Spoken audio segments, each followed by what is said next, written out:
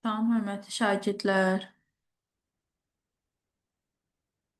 Bugünkü dərsimiz kimyəvi reaksiyanın istilik effekti, bir də termokimyəvi tənnizə hesablamalar. Biraz gözləyək, 1-2 dəqiqə kimi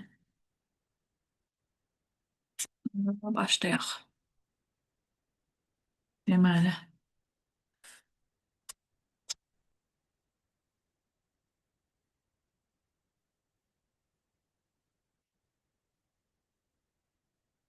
reaksiyanın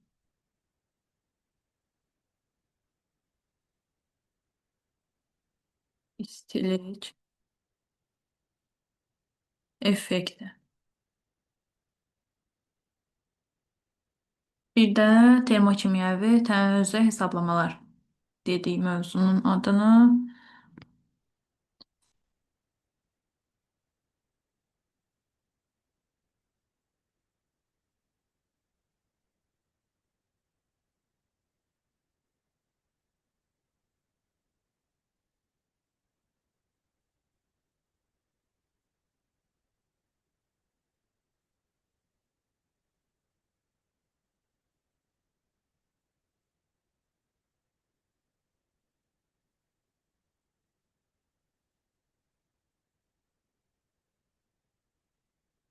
dərsimiz əslində riyaziyyatla daha çox bağlıdır. Tənasüb qurma qabiliyyətiniz burada daha çox özünü göstərməlidir. Tənasübü riyaziyyatdan qurub məsələləri doğru həll edə bilirsinizsə, kimyanın ilk anlayışlarından, kimyəvi təhlilləri hesablamalar üçün ki, orada tənasüb qurmanı siz orada öyrənirsiniz. Bu hissələrdə probleminiz olmur. Bir də gərək veriləri doğru oxuya biləsiniz. Nə oxuyursunuzsa, oxuduğunuzu da yazasınız. Oxuduğunuzu yazdıqda rahat gözünüzün önündə olur hər şey. Deməli, reaksiyanın istilik effekti. Adından da göründüyü kimi, burada nəysə temperaturun bir önəmi var. Reaksiyanın istilik effektində. Temperaturun təsiri ilə, yəni reaksiyanın getmə amillərindən, reaksiyanın getmə şəraitindən bir də temperatur təsir edir də. Temperaturun təsiri ilə gedən reaksiyalarda istilik udula bilər, bir də ayrıla bilər.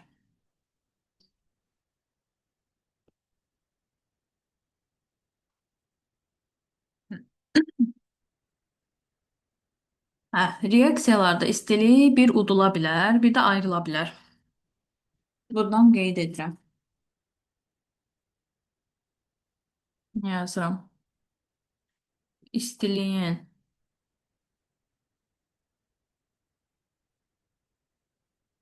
ayrılması, bir də istiliyin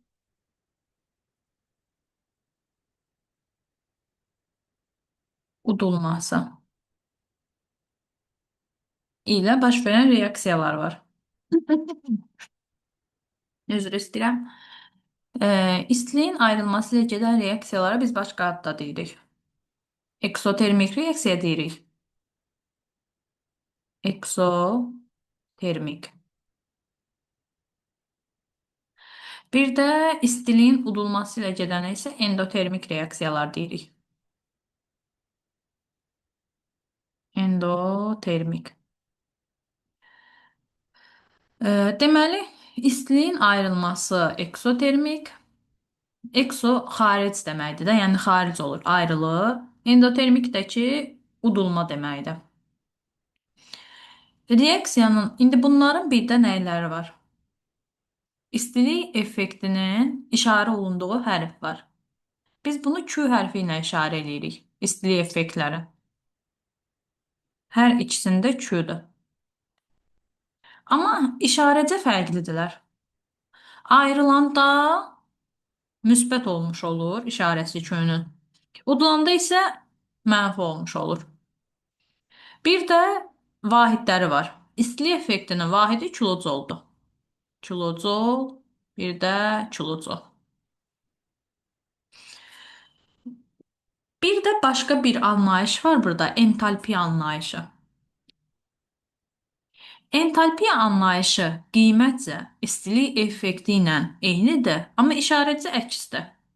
Yəni, istilik ayrılanda müsbət 2 olursa, entalpiya olacaq mənfi delta H.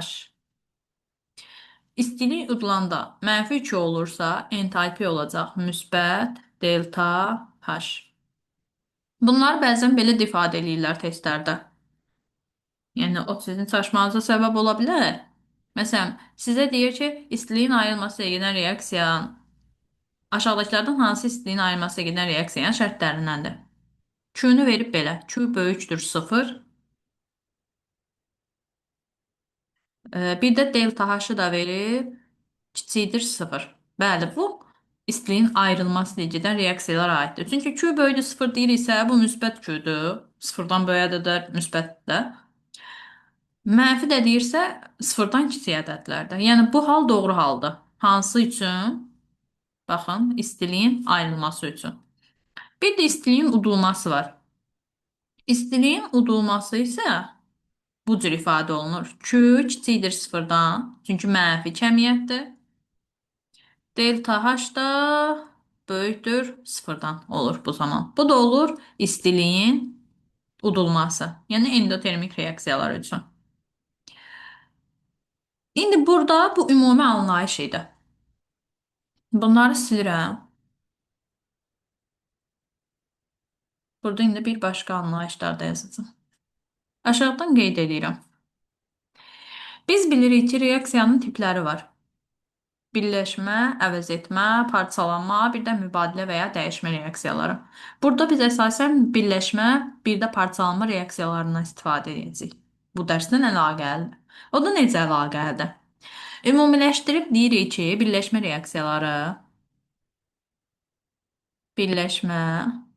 reaksiyaları eksotermikdir. Eksotermikdir.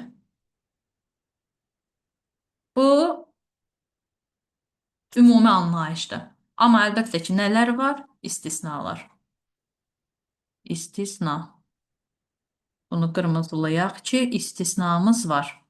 Hər birləşmə reaksiyasını, gördüyümüz birləşmə reaksiyasını eksotermik deyə bilmərik. İndi buradan həmin o istisnaları yazıram. N2 plus O2 alınır 2NO. Nə görürsünüz burada reaksiyanın tipi olaraq? Birləşmə reaksiyasıdır. Çünki iki fərqli maddə birləşib bir mürəkkəb maddə alınır. Bu birləşmə reaksiyasıdır. Və birləşmə reaksiyasında normalda nə olmalıdır? Müsbət Q olmalıdır, düzdür? Çünki eksotermik reaksiya deyə axı deyirəm birləşmə reaksiyalara. Amma istisna olduğu üçün bu mənfi Q kilojoldur. Bir də burada qeyd edeyim bir anlayışı. İstilik effekti reaksiyaya aid olur. Yəni reaksiyanın yanında yazılır. Mənfi Q, müsbət Q deyə.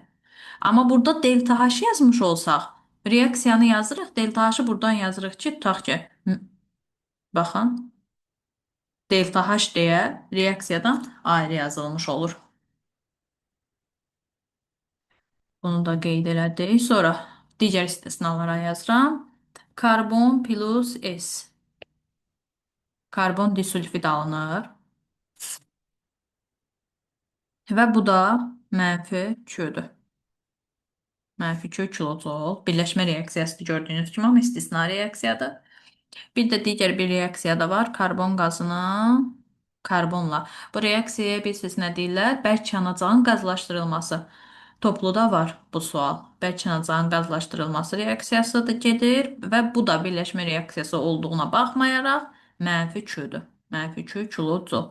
Yəni istisna reaksiyalarınız bunlardır. Sizə düşə biləcək olanlar. Bunları əzbərləməyiniz sizin üçün mütləqdir. Çünki bu imenli bu üç reaksiya ilə sizi çaşdıra bilərlər. Çünki siz öyrənirsiniz ki, birləşmə reaksiyaları eksotermikdir. Ancaq yəni ona köklənirik. Füzyon. Harda birləşmə reaksiyası görür, götürür ancaq eksotermik. Amma bu elə deyil də. Yəni kimyada demək olar hər dərsin özünün istisnası var. Çünki biz deyəndə demirik. Bəzən uşaqlar testləri yazanda deyirlər, müəllim yalnız sözlərin, bütün sözlərin səhv götürürük sırazı. Mən ona %100 demirəm ki, hə, yalnız və ya bütün sözləri hər zaman səhvdir, yox. O hallar da var. Sadəcə dediyim kimi, dərsi gərək içdən biləsiz ki, o istisnalara duje konkret biləsən ki, hə, bu dərsə aid istisnalar var idi. Hə, uje onda bütünü və ya hamısını götürə bilərsən. Məsələn, sual sənə belə verir. Deyir ki, bütün birləşmə reaksiyaları eksotermikdir. Sən uje bu istisnaları bilsənsə, reaksiya istisnalarını bilirsənsə, hə, konkret olaraq da onu fikirləşmirsən ki, hansı reaksiya eksotermik idi. Uje sən bunu nəzəri olaraq konkret bilsən ki, Ə, ən azından tutaq ki, bu reaksiyanı bilirsən ki, hə, bu reaksiya birləşmə reaksiyası olsa da eksotermik deyildi də, endotermik idi, istiliyin udulması ilə gedirdi.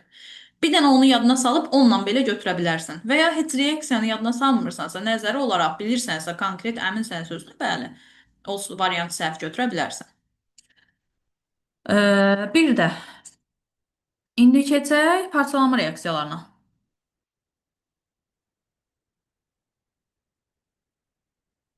Yazıram burada.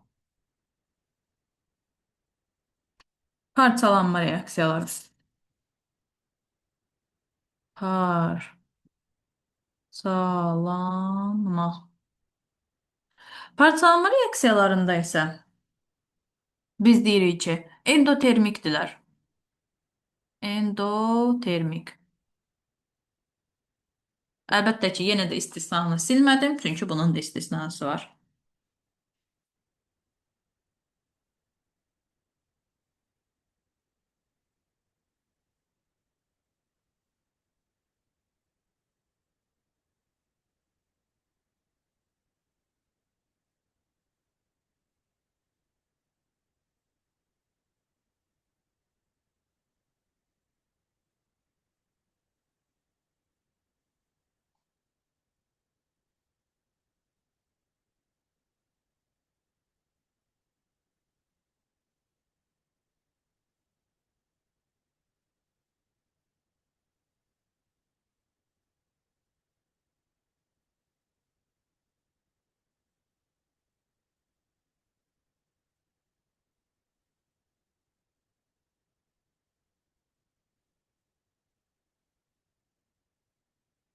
Bir dəqiqə.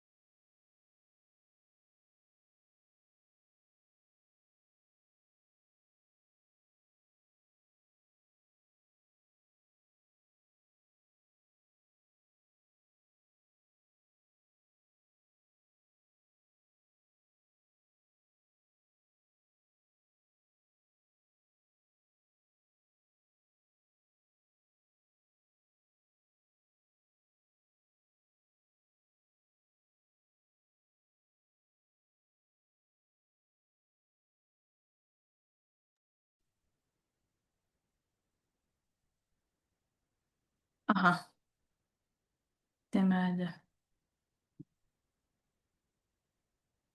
Hə, deyirdi ki, orada nə harda qalmışdıq? Deməli dedi ki, burada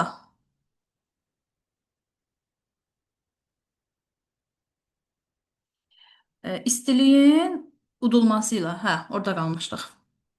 İstiliyin bir də udulması ilə gedən reaksiyaları var. İstiliyin udulması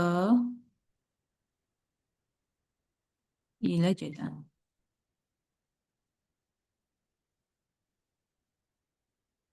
İstiliyin udulması ilə gedən reaksiyalara isə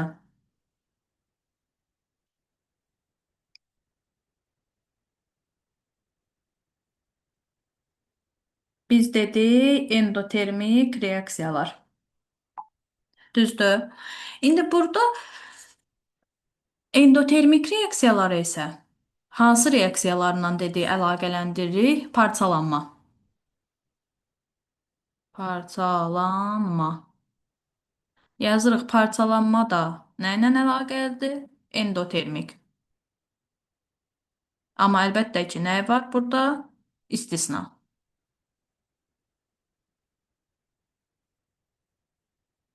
Aha. İndi baxaq burada nəyə? Ee, reaksiyalara. Hansı reaksiyalarımız istisnadır? Yəni biz hər gördüyümüz parçalanma reaksiyasını götürə bilmərik ki, endotermik reaksiyadır deyə. Məsələn, bura mən bir reaksiya yazıram. Kalsium karbonat parçaladım. Kalsium oksid plus karbon qazı. Bəli, bu endotermik reaksiyadır. Parçalanma reaksiyasıdır çünki. Yəni istisnanın içərisində deyil. Amma bəzi reaksiyalarımız var ki, onları biz istisna olaraq öyrənirik. Hətta əzbərləyirik, belə deyim. Onlar hansılardır? Bir, NO-nun parçalanmasıdır. Yadınızdadırsa, bayaqlar dedik ki, N2 plus O2, NO-nun alınma reaksiyası oldu. Endotermik reaksiya, amma birləşmə reaksiyası idi ya. İstisna olaraq endotermikdir. İndi NO-nun parçalanması isə istisna olaraq parçalanma reaksiyası olsa da eksotermik olur. Yəni müsbət Q olur. Q kilozol. Bir də ammonium bixromatın parçalanması var. O necədir? N2 plus xrom 2O3 plus su. Bu zaman reaksiyamız nə olacaq? Parçalanma reaksiyası olsa da müsbət Q kilozol. Bu da oldu istisnalar. İndi biz bir də bu dərsdə nə var? Termokimyəvi tənliklər. Termokimyəvi tənliklər isə nədir? Əgər reaksiyanın yanında istilik effekti göstərilibsə, biz həmin reaksiyalar termokimyəvi reaksiyalar deyirik. İndi gəlin bunlara topluda baxaq. Bu nəzərə anlayışlar idi. Topluda bir-bir bu gündən suallara baxacaq bu dərslə əlaqəli. İstər məsələ həlləri olsun, çünki termokimyəvi təhlillər üzrə hesablamaları var idi. Bunlar məsələ həlləridir. Bir də nəzəri suallar ki, hansı ki, endotermik, eksotermik reaksiyalar hansılardır, bir də ki onlar. Aha, getdik. Deməli deyir ki, birinci sualda elə deyir. Deyir, termokimyəvi tənliyi göstərin. Termokimyəvi tənlik, burada nə görürsünüz siz? Bayaqları reaksiyanın tərifini dedim. Dedim ki, əgər reaksiyanın üzərində göstərilibsə ki, istilik effekti, bu olur termokimyəvi tənlik. Baxın bu reaksiyaya. Reaksiyanın üstündə istilik effekti var. Amma digərlərinə baxın, heç birində istilik effekti göstərilməyib. Deməli, sizin variantınız olacaqdı A variantı. Sonra, aha, əmələ gəlmə istiliyin hələ ki deməmişəm, onu deyəcəm. Altıncı sual. Deyir ki, reaksiya verilib, suyun alınma reaksiyasıdır. Hansı ifadələr doğrudur? İndi gəlin baxaq. Birləşmə reaksiyasıdır. Bəli. Fərqli maddələr reaksiyaya daxil olub, bir mürəkkəb maddə alınıb. Biz bunun tipinə deyirik ki, birləşmə reaksiyası. Bir doğrudur. İstilik ayrılır. İstiliyin ayrılması nə idi? Dedik ki, xaric olunur da, eksotermik. Ayrılanda da nə olurdu? Müsbət. Yəni doğrudur. Çünki baxın, istilik effektinin işarəsi müsbət 572 kilojoldur. Bəsit maddə alınır. Bəsit maddə, mürəkkəb maddəni artıq siz bilirsiniz. Yəni bu təzə öyrəndiyiniz bir şey deyil deyə onun üstünə çox qalmıram. Amma bəsit maddə deyil, bu mürəkkəb maddədir. İki və daha artıq elementdən ibarətsə biz onlara deyirik mürəkkəb maddə. Onun üçün 3 ifadəsi yanlışdır. Doğru cavabımız 1, 2. Sonra indi burada 11-i, 12-ni deyəcəm, amma birinci 13, 14-ü baxaq daha sadə versiyasına. Bizə deyir hansı reaksiya eksotermikdir. İlk əvvəl eksotermik reaksiyanın nə olduğunu yadımıza salırıq. Onu da nə ilə yadda saxlayacağıq? Reaksiyanın tipləri ilə. Reaksiyanın tiplərindən birləşmə parçalanma ilə əlaqəli idi. Eksotermik, endotermik reaksiyalar. Eksotermiklərimiz nə idi? Birləşmə. Birləşmələrimiz eksotermik idi. Eksotermik. İndi baxırıq nəyə? Birləşmə reaksiyalarımız əgər eksotermik idisə, indi buradakı birləşmə reaksiyalarını birinci tapaq. A variantı parçalanma. B variantı parçalanma. D variantı parçalanma. C variantı parçalanma. Amma Y variantına baxın. Birləşmə reaksiyası. Cavabımız olur Y variantı. Amma hər zaman belə asan olmayacaq da əlbəttə ki. Sonra 14-də hansı reaksiya endotermikdir? Endotermik reaksiyalarımız hansı idi? Parçalanma reaksiyaları. Endotermik idi. Parçalanma reaksiyalarımız. A variantı birləşmə. B variantı birləşmə.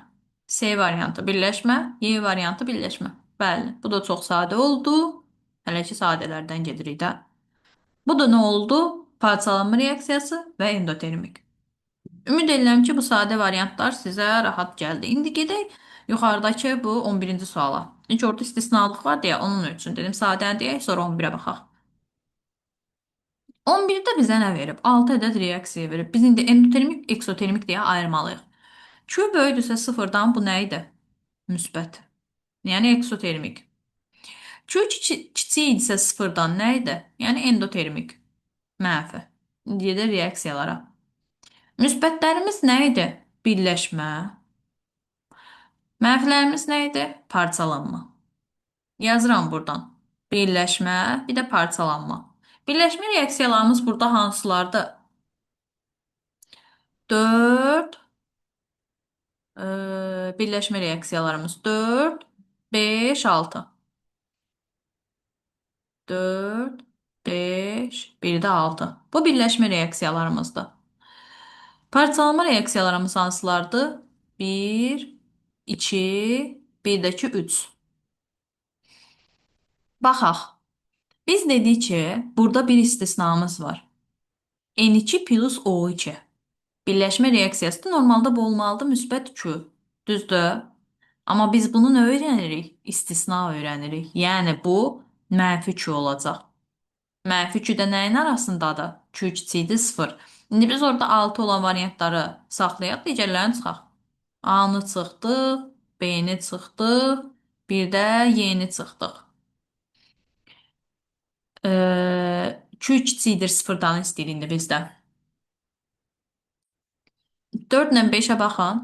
4, bir də ki 5. Bunlar istisna deyildi ki, düzdür. 4 ilə 5 CD-nin ikisində də var. Q böyüdür 0-dan olanda.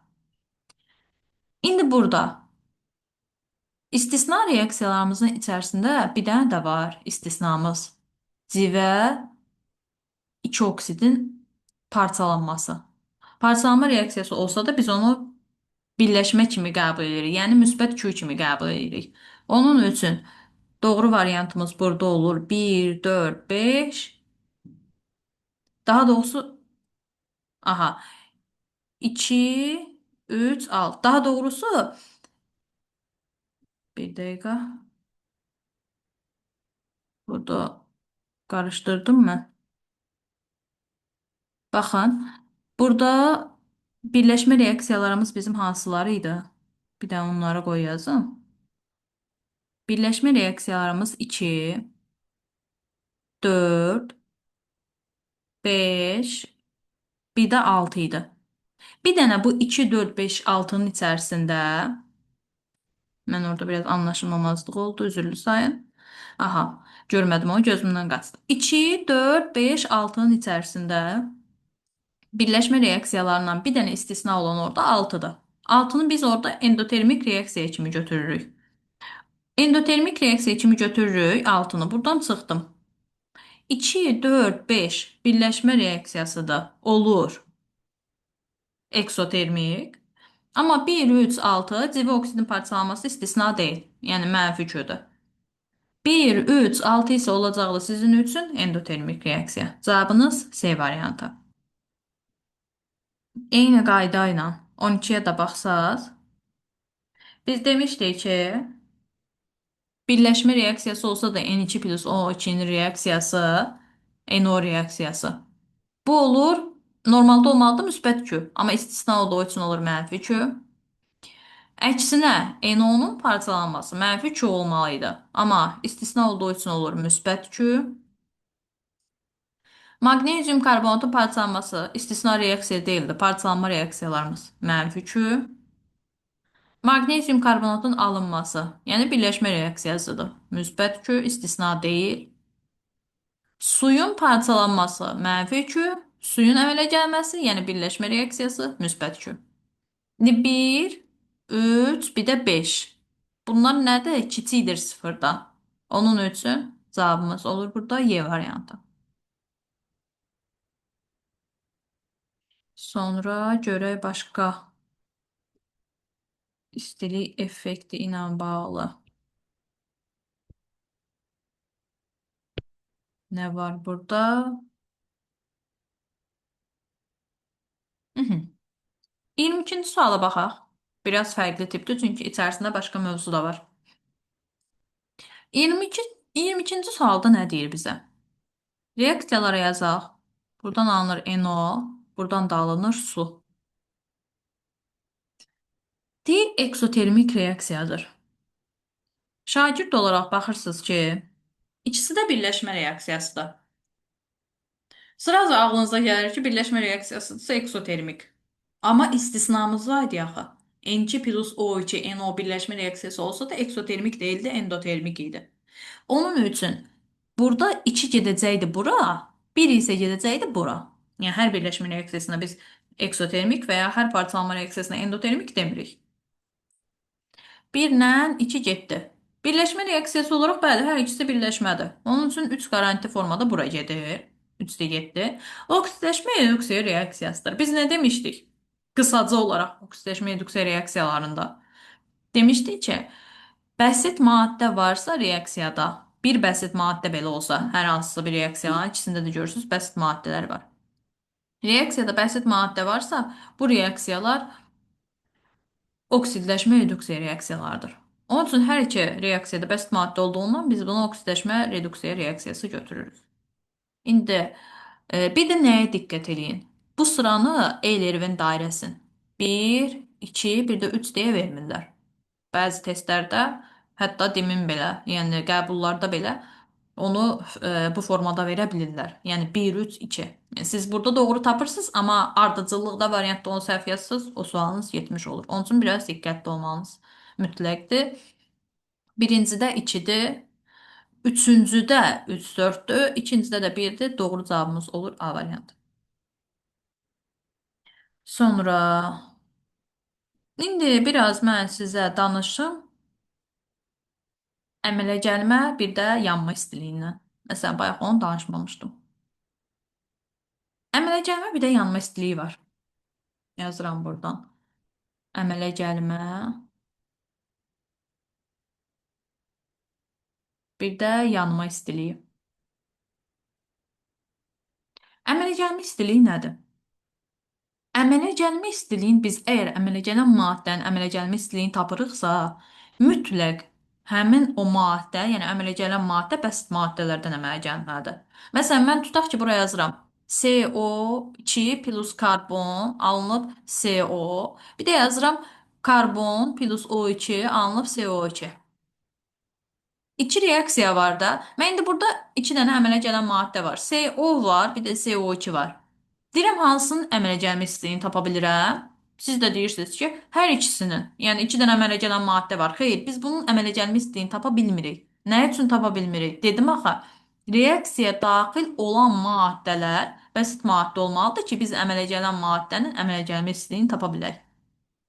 Amma baxın, bəli, bu reaksiyanın əmələ gəlmə istəyini, yəni əmələ gələn maddənin əmələ gəlmə istəyini tapa biləcəyik. Çünki karbon qazı bəsit maddələrdən əmələ gəlib deyə.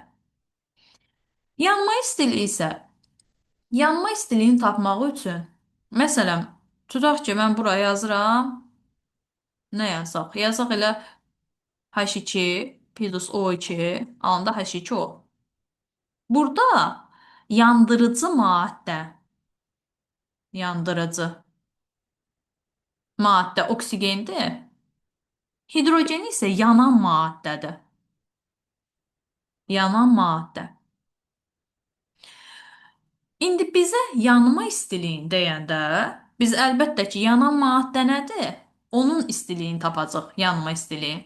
Məsələn, tutaq ki, indi bunlara aid misallar deyəcəm sizə. İstilik effekti verilib 572, deyir hidrogenin yanma istiliyini tapın deyirsə, biz onun 1 moluna görə yanma istiliyini tapacaq.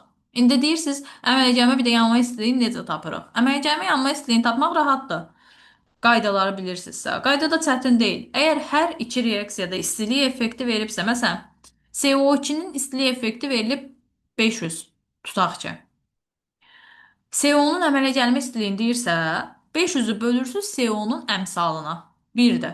Bunun da əmələ gəlmə istiliyi olacaq 500. Amma suyu əmsallaşdıraq, alınmasın. Tutaq ki, bunu verib 572 suyun istilik effektin. İndi siz hidrogenin yanma istiliyini tapmaq istəyirsinizsə, yanan maddənin 572-ni, yəni istilik effektin böləcəksiniz yanan maddənin əmsalına. Yanan maddənin də əmsalı orada 2 olduğundan siz bunu 2-yə böləcəksiniz, tapacaqsınız 286. Biz burada əmsallara bir növ mol kimi baxdığımızdan uşaqlar, əmələcəmin bir də yanma istiliyinin vahidləri, çünki biz istilik effektlərini bölürük axı. İstilik effektlərinin də vahidi kilocol idi. Əmsallara böldüyümüzdən əmələ gəlmə bir də yanma istiliyinin vahidi isə olur kilocol bölünsün mol. Çünki biz onlara mol kimi baxa bilirik də əmsallara. İndi gəlin bunları tətbiq eləyək testdə. Testdə deməli, aha, baxın 7-ci sual. Deyir, karbon dioksidin əmələ gəlmə reaksiyasının əmələ gəlmə istiliyini əks etdirən reaksiyanı göstərin. Karbon dioksid CO2-dir. A-da var karbon dioksid. Bir də D-də var. Əmələ gələndir də, çünki əmələ gəlmə istiliyini deyir bizə. B-ni çıxırıq, C-ni çıxırıq, Y-ni çıxırıq. İndi biz A-nı yazaq, yoxsa D-ni yazaq? Qaydanı xatırlayırıq. Əmələ gəlmə istiliyini tapmaq üçün əmələ gələn maddə mütləqdir ki, bəsit maddələrdən əmələ gəlsin. Məsələn, biz burada D-ni götürənməliyik. D-də baxın, karbon qazı əmələ gələn maddədir, amma nədən əmələ gəlib? Mürəkkəb maddələrdən. Onun üçün D-ni də götürmürük. Burada olur A variantı. İndi baxaq 8-ə. CH4-ün əmələ gəlmə istiliyini əks etdirən reaksiyanı göstərin deyir bizə. İndi baxaq CH4-ün olduğu reaksiyalara. Məsələn, A-da var CH4. Sonra B-də var CH4, C-də var CH4, hətta D ilə Y-də də CH4 var. Onlara da baxaq. Baxın. D-də də var CH4, Y-də də var CH4. Amma yenə bizdən əmələ gələn istəyir. Əmələ gəlmək istədiyi üçün, məsələn, D-yə baxın, CH4 nədən əmələ gəlib? Mürəkkəb maddələrdən. Biz bunu götürmürük. Çünki dedik, qaydamız var. Əmələ gələn maddə bəsit maddələrdən əmələ gəlməlidir ki, biz onun əmələ gəlmə istəyini tapa bilək. Burada da doğru variantımız Y variantı. Sonra tutaq ki, 3-cü sual. Reaksiya verib, reaksiyanın istilik effekti yazıram buradan. 4P plus 5O2 alınır 2P2O5. İstilik effektimiz də Q-dur. Birləşmə reaksiyası olduğu üçün müsbət Q. Kilocol. Bizə deyir ki, P2O5-in əmələ gəlmə istəyin. İndi bir dənə diqqət eləyin. Fosfor, bir də oksigen. P2O5 nədən əmələ gəlib? Bəsit maddələrdən. Bəli, biz bunun əmələ gəlmə istəyini tapa bilərik. Necə tapırdıq? İstilik effektimizi, yəni Q-nü bölürdük əmələ gələn maddənin əmsalına. Bu da olurdu bizim əmələ gəlmə istiliyimiz. Cavabımız olacaqdı Y variantı. 2-də 1 Q formasında yaza bilər bunu. Bu riyazi bir şeydir. Sonra beşinci suala baxaq. Q üçün nə doğrudur deyir bizə. Reaksiyanın istilik effektidir. Bəli, reaksiyanın yanında yazılan Q onun istilik effektidir. Bir doğrudur. Kalsiyumun yanma istiliyidir. Bu səhvdir. Q üçün çünki bizə deyir nə doğrudur. Kalsiyum oksidinin əmələ gəlmə istiliyidir. Bu da səhvdir. İndi kalsiyumun yanma istiliyi ilə kalsiyum oksidinin əmələ gəlmə istiliyini tapaq. Kalsiyumun yanma istiliyi yanan maddədir çünki. Yandırıcı burada oksigendir. Yanma istiliyi deyəndə biz nə edirdik? İstilik effektin bölürdük yanan maddənin əmsalını. Yəni burada kalsium yanma istiliyi Q bölü 2-dir. Kalsium oksidinin əmələ gəlmə istiliyini tapmaq deyəndə isə kalsium oksid bəsit maddələrdən əmələ gəldiyi üçün istilik effektin bölürdük əmələ gələn maddənin əmsalını. Yəni burada 2 ilə 3 doğru deyil, doğru variantımız 1-dir. 2 ilə 3-ü də izah elədik ki, nə üçün doğru deyil. Sonra başqa bir. Aha. Bəzən elə olur ki, elə reaksiyalar olur ki, yanma istiliyi istilik effektinə bərabər olur və ya əmələ gəlmə istiliyi istilik effektinə bərabər olur. Məsələn, 16-cı suala baxaq. 16-da deyir, hansı reaksiyada istilik effekti yanma istiliyinə bərabərdir? Yanma istiliyinə. Aha. Baxın, burada oksigenlər nədir? Yandırıcı maddə. Yanan maddələrimiz hansılardır? A'da natrium, B'de kalsiyum, C'de alüminyum, D'de S3H8, Y'de S2H6. İstilik effektlərimiz də var. Gəlin indi bunların hər biri üçün yanma istiliyi tapaq. 500-ü bölürəm 2-yə. Çünki yanan maddəmiz natriumdur deyə onun əmsalına böldük. Eləyir 250. 1280-i bölürəm kalsiyum qarşısındakı 2-yə. Eləyir 640. 3200-ü bölürəm 4-ə. Eləyir 800. 1200-ü bölünəm S3H8-in əmsalı 1-dir. Elə eləyir 1200. Bir də S2H2. 2600-ü də bölünəm 2-yə. Bu da eləyir 1300. Biz nəyi tapdıq? Hər bir reaksiya üçün yanan maddələrin yanma istiliyini tapdıq. İndi bizə deyir, yanma istiliyi istilik effektinə bərabərdir. Yəni buradan rahat görürsünüz. İstilik effekti 1200, yanma istiliyi də 1200. Yəni buradan dediyim nədir? Əgər yanan maddənin əmsalı yoxdursa, bir qəbul edilirsə, bir yazılırsa, onda siz istilik effektin əmsalına böləndə, yəni 1-ə böləndə elə eyni rəqəm olacağı üçün istilik effekti yanma istiliyinə bərabər olmuş olur. Və ya əmələ gəlmə istiliyində də eyni qayda doğrudur. 18-ci suala baxaq. Məsələn, bax, dediyimiz suallardan bu həmişə bütün sözlərin burada səhv götürmə şanslarımız çoxdur. Çünki bir də deyir ki, reaksiyanın istilik effekti həmişə yanma istiliyinə bərabər olur. Həmişə bərabər olmur axı. Az əvvəl, baxın, az əvvəl burada göstərdik ki, heç də həmişə yanma istiliyi istilik effektinə bərabər deyil. O baxır reaksiyada verilən şərtə, reaksiyadakı əmsallara.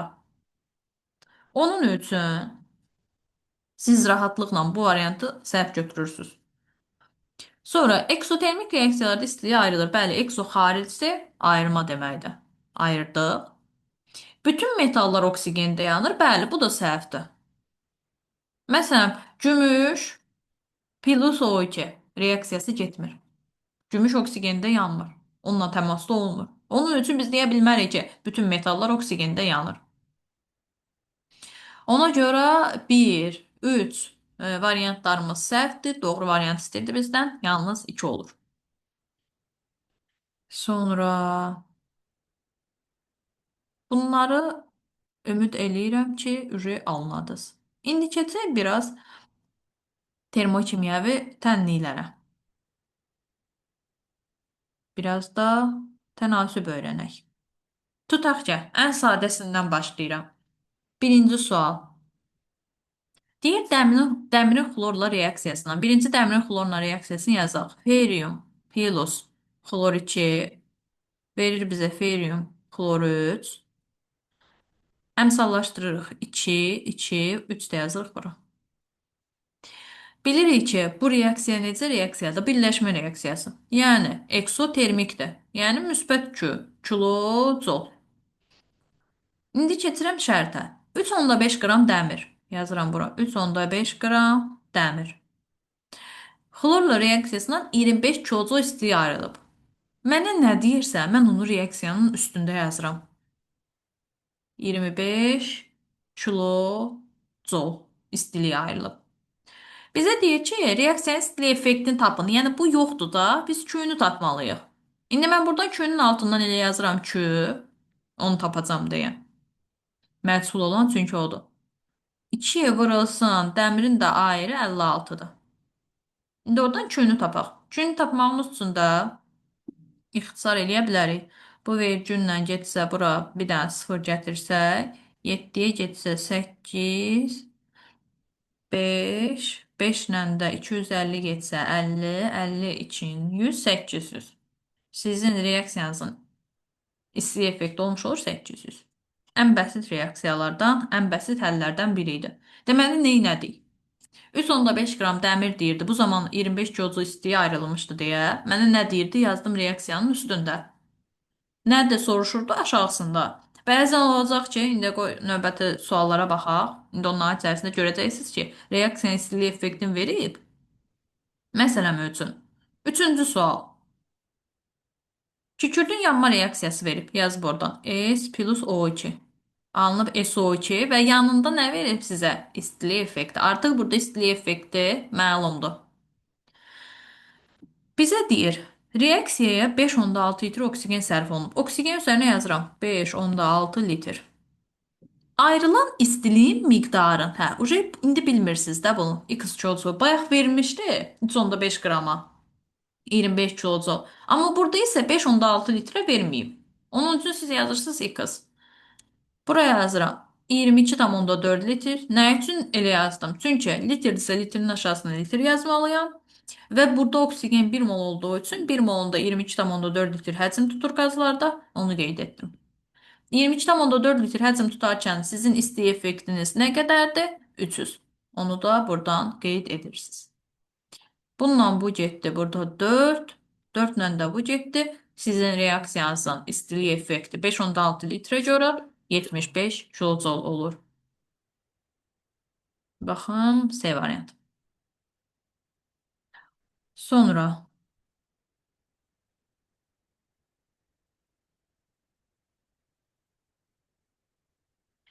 bizə burada nə deyir? 13-cü suala baxaq. Deyir ki, 4 qram kükürdün tam yanması zamanı 36 kJ istiyə ayrılıb. Yazıram. 4 qram kükürdə 36 kJ adi tənasübdür. Normalda kükürdün kütləsi neçədir? 32. 32 qrama da x kJ istilik. Oradan tapırsınız ki 288 kilojol. C variantı. Verilən kəmiyyətlərə görə, verilən rəqəmlərə görə tapdıq biz onu. Biraz fərqli olana baxaq. Məsələn üçün 7-ci sual. 7-ci sualda bizə nə deyir? Maqneziumun yanması. Mən birinci maqneziumu yandırıram. Maqnezium plus O2 yanma reaksiyalarında yandırıcı oksigen də maqneziumda dediyi üçün rahatlıqla siz o reaksiyanı yaza bilərsiniz. Maqnezium 2 ayetli, oksigen 2 ayetli olduğu üçün formulumuz olur maqnezium oksid. Əmsallaşdıraq. 2 bura atırıq. 2 də bura atırıq. Əmsallarımız yerində. İndi gedək nəyə? Deyir ki, 7-ci suala baxırıq. 1,2 kiloqram. Biz bilirik ki, atom kütlələri elementlərin qramlandır. Onun üçün bu 1,2 kiloqrama 1,2 kiloqrama 1000-ə vurmaqla qrama çevirə bilərik. Çünki 1 kiloqramımız 1000 qramdır. Bu eləyir 1200 qram. Burada maqnezium üzərinə yazıram 1200 qram. Yanması zamanı 30.100 kJ istiyə ayrılıb. Yazıram bura. 30.100 kilojol istiyi ayrılıb. Bizdən maqneziumun əməl istiyini soruşur. Mən ilk əvvəl reaksiyanın istilik effektini tapmalıyam. Çünki bu yoxdur. Özünüz də görürsünüz. Buradan yazıram. 2 vurulsun 24-ə də. İstilik effektimiz yoxdur. Q-dür. İlk əvvəl onu tapaq. İxtisar eləyirik burada. Bunlar buradan getdi. Bununla bu getdi. 2. 2 2-nin 4. Q bərabərdir. 12,04. Yəni 1204 kilojol. Bu sizin istilik effektiniz. İndi bizə maqnezium oksidin əmələ gəlmə istiliyini dedikdə isə nə edirik? Maqnezium oksidin baxın, əmələ gələn maddədir. Əmsalı var. Əmsalı neçədir? 2. Biz həmin bu 1204-ü bölürük 2-yə, tapırıq 602 kilojol bölünsün mol. Bu da sizin olmuş olur. Maqnezium oksidin əmələ gəlmə istiliyi. Yenə də deyirəm. İlk əvvəl siz burada istilik effektini tapmalıydınız. Sonra əmələ gəlmə istiliyini tapmaq rahatdır. Sonra məsələn, uşaqlar çətinlik çəkirlər 10 tipli 10-cu sualda tutaq ki, asetilin yanma reaksiyası. Asetilin yanma reaksiyası, asetilin burada baxan formulu verilib sizə. Çünki asetilini keçirlər 10-cu 11-ci sinifdə üzvü kimyada. Amma istilik effekti isə keçilir 8-də. Asetilinin yanma reaksiyasına görə yazıram. Orada maddənin formulu verilib. C2H2. Bunu bilmənizə ehtiyac yoxdur, verilib orada. Yandırıcı maddənin də oksigen olduğunu bilirsiniz, üzərinə gəlirsiniz O2. Bilməyiniz lazım olan nədir? Tərkibində karbon, bir də hidrogen olan üzvü maddələr yanarkən karbon qazı, bir də su verir. Bu bütün üzvü kimyada belədir.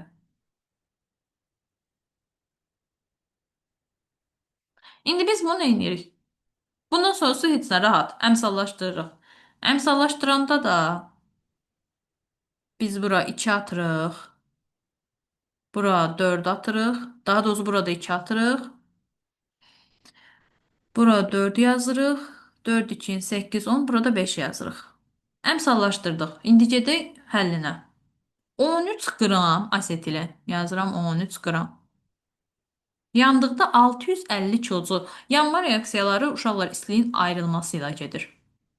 Yəni bu yanır da, yananda istiliyi ayrılır. Onu özünüz də normal adi şəraitdən bilirsiniz. Yanan zaman deyir 13 qram maddə 650 kilojul istiliyə ayrılıb. 2 vurulsun 26. Çünki bunun, yəni asetilinin emeri var burada 26 deyə. Görək bu zaman nə qədər istiliyə ayrılıb. Yazıram Q. Çünki biz bilmirik axı, baxın reaksiyada bilmirdik. Biz onu tapırıq. İxtisar gedir 2, 4, Q bərabərdir. 0, 0, 2600 kilojol. Sizin olur asetilin yanma reaksiyasının istilik effekti. Nə qədər? 2600 D variantı. Sonra burada biraz fərqli olan 11-ci sual var. Gəlin ona baxaq. X4O6 birləşməsinin əmələ gəlmə istiliyi.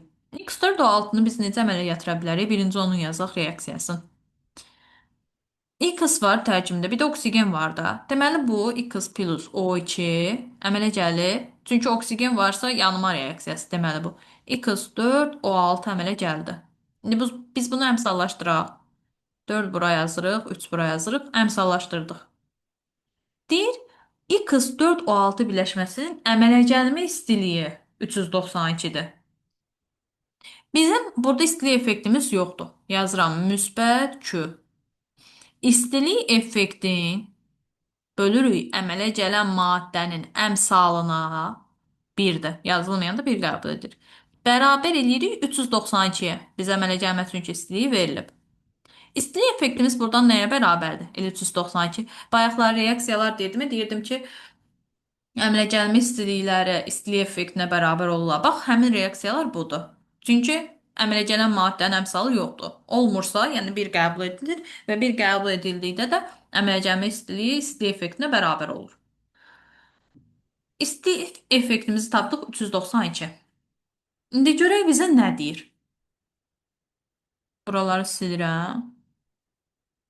Q-nü də silib buradan buraya yazıram ki, müsbət 392. Yəni istilik effektimiz var. İndi gedək sözlərinə. 11 qram XO4 əmələ gəldikdə 19,6 kilocu istiyə ayrılıb. 19,6 kilocu. Tənasübümüz uje hazır. İndi baxaq aşağısına. X 4 o 6-nın emerini bilmirik axı. Onun üçün buraya yazırıq 4x plus 16-nı da dırırsınız 6-ya 96. Bu zaman isə isti effektimiz nə qədərdir? Normalda 392-də görürük onu. İndi biz bir dənə buradan həll eləyək tənasübü. Bu vergül buradan gedəndə bura bir dənə sıfır atsaq, bununla bu ixtisar gedər 2.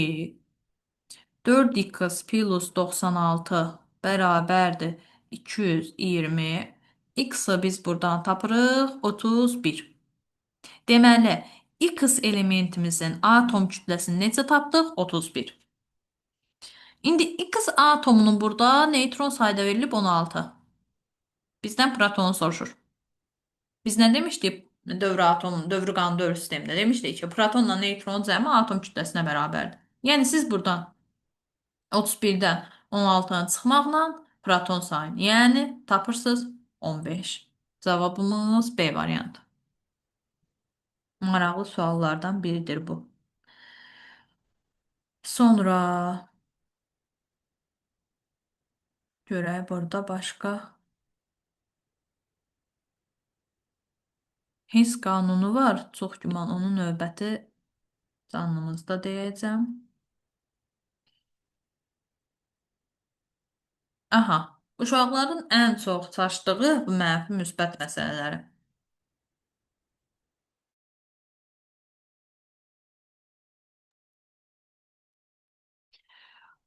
32-ci suala baxaq. Cavablara bir dənə çünki baxın. Müsbət 610, mənfi 610 verib. Məsələn, uşaq 610 alırsa və ya müsbət 61, mənfi 61. Yəni 61 alırsa bilmir mənfini götürsün, müsbəti götürsün. Onun üçün ilk əvvəldən bilməlidir şərti. Mən nəyi götürüm deyə. Maqnezium oksigende yanır. Yazıram maqnezium plus oksigen. Alınır nə? Maqnezium oksid. Əmsallaşdırdıq. Birləşmə reaksiyasıdır. Sıra yazıram müsbət 2. Uje konkret burada məsələ həll olundu. Yəni bizim cavabımız müsbət olacaq. İndi həll edək. 2,4 qram maqnezium yazdıq.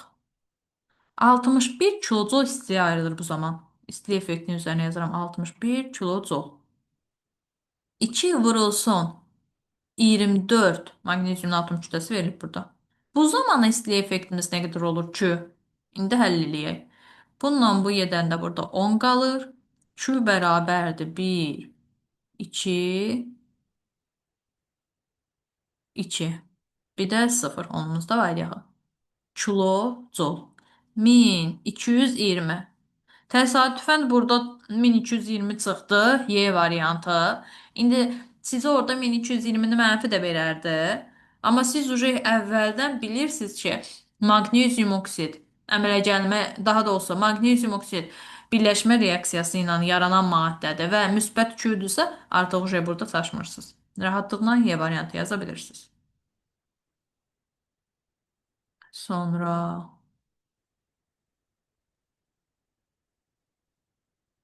burada başqa bir suallar da var idi. Onlardan sizə demək istəyirəm ki, o sualları tapın. Məsələn üçün, hə, suallardan biri 58, bir də 52-ci suallardır. 58-ci sualda bizə nə deyir? Birinci 58-i deyək. 30 qram buğda çörəyinin əmələ gətirdiyi enerji kükürt dioksidinin əmələ gəlmə hissinə bərabərdirsə. Kükürt dioksidinin əmələ gəlmə, kükürt dioksidini yazıram. S plus O2, SO2. Baxın, bizə verilib. 16 qram kükürt yanarkən 150 kilocol istiyə ayrılıb. 16 qram yanarkən 150 kilocol istiyə ayrılıb. Mən görüm 32 qram kükürt yanarkən nə qədər istiyə ayrılıb X. İxtisar gedir. Buradan X bərabərdir 300. Yəni reaksiyamız normalda 300 kilocol isti effektdir, normal. Bizə deyir 30 qram buğda çörəyinin əmələ gətirdiyi enerji kükürt dioksidinin əmələ gəlmə istiliyinə bərabərdirsə. Bizim istilik effektimiz 300-dür axı. Kükürt dioksidinin əmələ gəlmə istiliyi nə qədər olacaq? Əmsalı 1-dir deyə əmələ gəlmə istiliyi istilik effektinə bərabər olacaq. 300-ü yazıram indi. 30 qram buğda çörəyi əmələ gətirdiyi enerji kükürt dioksidinin əmələ gəlmə istiyinə bərabərdir. Yəni neçəyə? 300-ə. Əsas bunu bilmək lazım idi. Ondan sonrası rahatdır. 300 qram deyir buğda çörəyi əmələ gələn zaman nə qədər yanma istiliyi olacaq? X. Buradan tənasibi həll edirsiniz. X-ınız çıxır 3000. Yəni doğru cavabınız L. Bir də izah edirəm. Qrafikə görə 16 qram kükürdün yanmasına 150 kilojoule istilik ayrılıbsa, 32 qrama tapırsınız ki, istilik effekti 300-dür. Sizə də deyir 30 qram buğda çörəyinin əmələ gətirdiyi enerji kükürt dioksidinin əmələ gəlmə istiyinə bərabərdirsə. Siz də deyirsiniz ki, kükürt dioksidinin əmələ gəlmə istiyini burada tapmağınız rahatdır, çünki artıq istilik effektiniz var. Həmin bu istilik effektin bölürsüz kükürt dioksidin əmsalına, yəni 1-ə, beləcə əmələ gəlmə istiliyi istilik effektinə bərabər olur. İndi rahatlığına yaza bilərsiniz. 30 qram buğda çörəyinin əmələ gətirdiyi enerji 300 qram 300 kilojoula bərabərdir. İndi 300 qram buğda çörəyinin əmələ gətirdiyi enerji nəyə bərabər olar? X-a. X-i də oradan tapırsınız. 52-ci sual. 52-ci sual biraz riyaziyyata gedib çıxır. Hər ikisinin əmələ gəlmə istiliyini yazmalıyıq. Əmələ gəlməsini daha doğrusu yazmalıyıq. Karbon qazı. Aşağıdan da yazıram. Kükürt plus O2, SO2. Bizə deyir ki, əmələ gəlmə istiliyi 400 bir də 300 verib. Əmələ gəlmə istiliyi 400 300-dürsə və əmələ gələn maddələrin əmsalları 1-dirsə, sizin istilik effektləriniz burada müsbət 400, burada da müsbət 300-dür. Bura qədər aydındır deyə düşünürəm. Karbon və kükürddən ibarət 6 mol qarışıq. Siz bilmirsiniz karbon nə qədər moldur? Kükürt nə qədər moldur? Yazırsınız aşağıdan. X plus Y 6 moldur. Yanmasından 200 kilojoule istilik ayrılıb. İndi baxaq. X yanarkən, daha doğrusu mol olaraq deyil. 1 mol karbon yanarkən 400 kilojoule istiliyi ayrılıbsa, X mol yanarkən nə qədər istiliyi ayrılacaq? 400 X. Eyni qaydanı kükürddə də eləyirsiniz. 1 mol kükürt yanarkən 300 istiliyi ayrılıbsa, Y mol yanarkən də 300 Y ayrılacaq. Yazıram indi. Bura 400 X plus 300 Y bərabərdir nəyə? Verilib bizə burada. 2000 istilik effekti verib. Sistem tənliyi alınır. Yazırsınız X plus Y 6-dır. Hər tərəfin 100-ə böləndə burada olur 4X plus 3Y bərabərdir 20-yə. Yuxarını biz 4-ə vursaq, əgər ki 4X plus 4Y bərabərdir 24-ə, aşağıda da 4X plus 3Y bərabərdir 20-yə, tərəf-tərəfə çıxsaq, Y bərabərdir 4-ə. Y-imiz 4-dür. Cəmimiz 6 olduğundan X-imiz də burada 2 olur. İndi bizə nə deyir? Qarşılıqda neçə mol karbon olub? Bizə də X-i soruşduğundan X-imiz çıxacaqdır 2. D variantı. Bu da bu qədər. Sonra.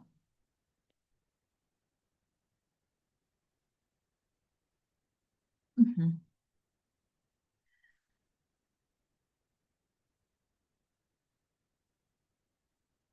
Burada bir sual da var. Onu da izah eləyək. 67-ci sual. Reaksiyanı verib bizə 2NO plus O2 alınır 2NO2 və istilik effektimiz də var müsbət 136.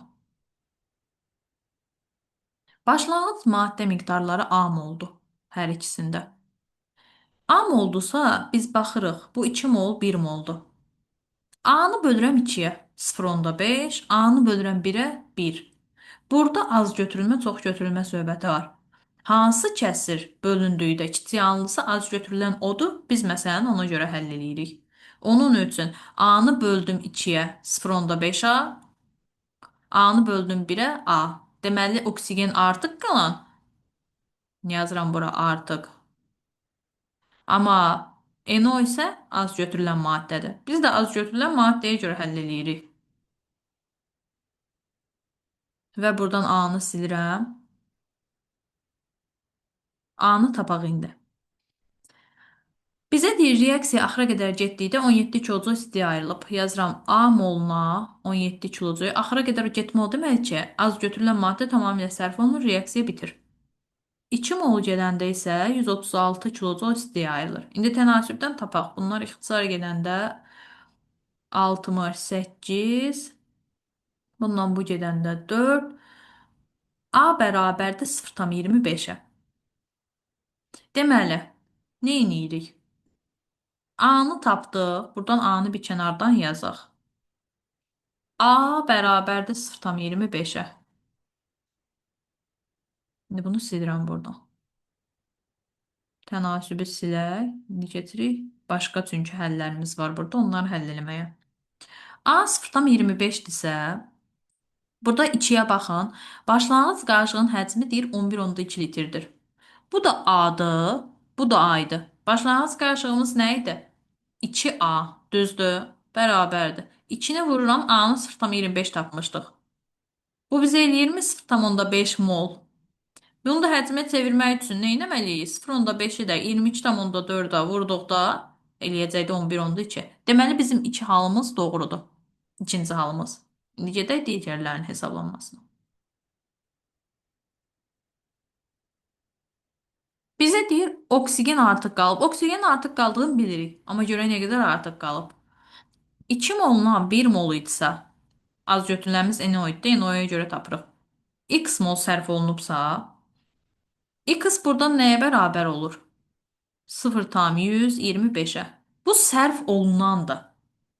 Amma bizim oksigenimiz də 0,25 idi axı. Həmin o 0,25-dən çıxdıqda 0,125-i 0,125 oksigen artıq qalıb. Amma bizə nə deyir? 0,25 mol artıq qalıb. Xeyr. 0,25 mol götürülmüşdü. Onun üçün 3 səhvdir. Bunu da silək. Sonra gedək görək bizə başqa nə deyir? Nəyi tapmalıyıq? Deyir ki, 11,5 qram NO2 əmələ gəlib. 0,25-ə görə həll edəcəyik. 0,25-dən X əmələ gəlibsə, 2 molundan da 2 vurulsun 46 qram. 2-lər getdi. 46-nı da 4-də 1-ə vuranda, bəli, 11,5 qram NO2 əmələ gəlib. Yəni bu da düzdür.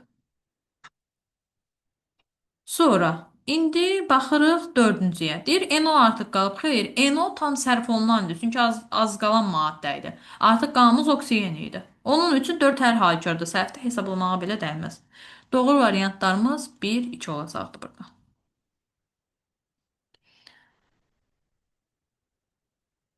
Hı -hı.